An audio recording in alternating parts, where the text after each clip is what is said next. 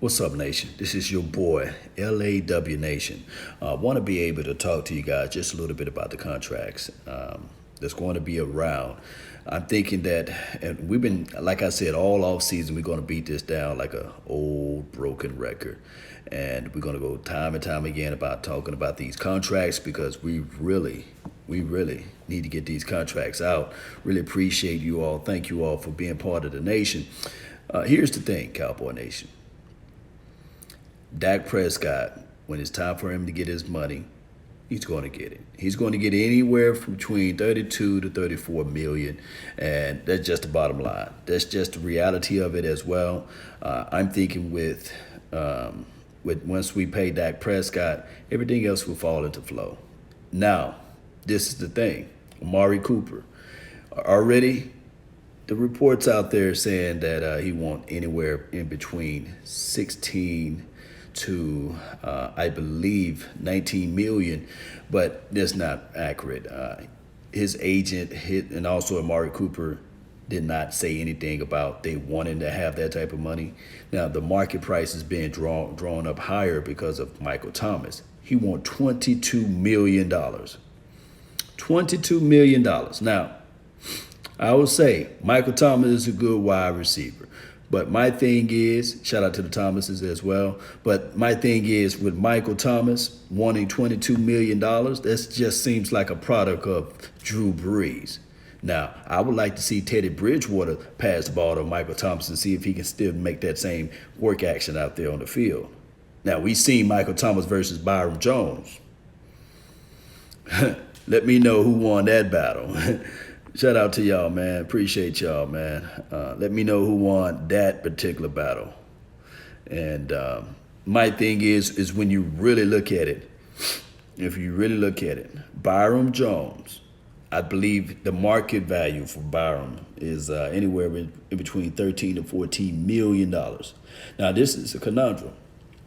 Byron Jones only played one season collectively as it relates to cornerback full time, one season. And we've been streaming to the high heavens, screaming all everywhere, saying that, hey, he's not a safety. He's not a safety. Now that he got him at corner and we like what we're seeing out there, I don't know if it can render him $14 million a year, but that just seems the way it's supposed to be. The kid can ball. He's freakishly athletic. And then on top of that, think about this. If we love what we saw last year, can you imagine his second year with Chris Rashard? I know he didn't get a lot of turnovers and takeaways or what have you, but can you imagine his second year with Chris Rashard? Think about that. Let that sink into your mental. Second year with Byron Jones at corner with Chris Rashard. And then on top of that, if you add in this as extra spices, as extra seasoning to what I'm talking to you guys or spitting out to you all, Xavier Woods. This will be his second year with Christopher Rashard. So if you start to think about that, these players, although we like what we saw last year, just think. It's something about continuity. It's something about rapport. It's something about the unity and unifying everything out there. Everybody beating to the same drum. It's something about that. I don't know about you all, but I'm saying, and I'm thinking with my mind, you give multiple chances, multiple opportunity for these guys to develop within this defense.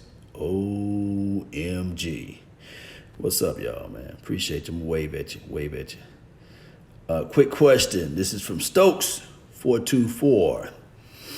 Do you think Pollard would be the backup to Zeke? Cowboy Nation, stand up. All day, every day. We standing up real tall, and we big, and we ain't gonna fall. If they try to come up to us, we gonna knock them down. Just like get down 4,000 pounds, we gonna get them down, baby. I really think that Tony Pollard would be the X factor, the baby X factor for this team. I really think that he can take 0 to 100 real quick, and I like the fact that he can catch the ball out of the backfield. You can line him up inside the slot in a pinch if you need to run out there with ace formation and motion him out or what have you, and didn't have an empty back, you could do that. When Ezekiel Elliott is on the sideline or what have you, getting his spell. So I'm really liking Tony Pollard. Now, this is all paper talking to you guys. So we have to see how he is able to transform or transfer his knowledge and his skill set from college collegiate sports to the NFL. It's just different. But from what I heard from practice and what we are going to see in training camp, the OTAs is over with now, but what we should see in training camp is a little burst out of the kid. And if anything, our special teams is a whole lot better now. When you start talking about the aspect of Tavion, that's what Jerry Jones called him, Tavon Austin. And we also have Tony Pollard, those boys that can run and do special teams. And then I can throw in Randall Cobb here and there. So it's a whole lot better. And I'm not trying to throw any shade or any salt at Cole Beasley. But we already know that when the team's punted to Cole Beasley, you might get 4 yards. It's like when you're playing spades. You always see that cat that playing spade for the first time or just don't know how to play spades, and you know for sure he got a loaded hand, and you doing your bids or what have you, and he always saying 2 in the push. You be like, what? Bruh, you got all them spades in your hand, man. Go on, get them 6 books, bruh.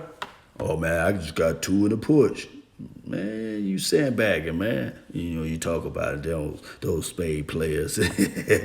But y'all know what I'm talking about, right? Cole Beasley would catch that ball and get about 3 yards. 2 in the push, 3 in the push, and the lanes were wide open. That's why when we saw the other kid, Ryan Switzer, take it to the house one time, they got rid of him because he fumbled one time. You know how they go. Gallup going to have a huge jump year. Logan, CT17. Y'all follow that page right there. Logan, shout out to you. I believe when I got the opportunity to meet Gallup again this year, this offseason, the first thing that he had on hot pink pants, but the first thing that I realized is that the boy lower body has gotten stronger, bigger from last year. So my thing is, when you are playing wide receivers, when you running the rock, once you catch the ball, you want to have lower body strength. You want to have the major thing about a wide receiver is third and fourth quarter, stamina. Being able to beat your man on the opposite side when it relates to fatigue. Remember what Jimmy Johnson said, fatigues make us cowards of all. Fatigue will coward anybody. But what I'm saying is it looks like he's a little stronger than his lower base, and I think that will help him out, especially during third and fourth quarter when everybody is gasped for air. And Michael Gallup will be able to really shine towards the latter parts of those quarters there. So this is from Petty 2 times. He said, what makes 4th and 5th wide receivers? We'll get back right with it. Got to go pick up my daughter. She's crying. She's up now. But I really appreciate you guys. Thank you all for tuning in to the nation. Don't forget to hit that like button, share this content. Let a friend, neighbor, foe know where to go when they want to tune into the Cowboys Sports Talk. That's been my time. I really thank you all for yours. And remember, you're listening to nothing but the best. Salute. I'm out. Peace.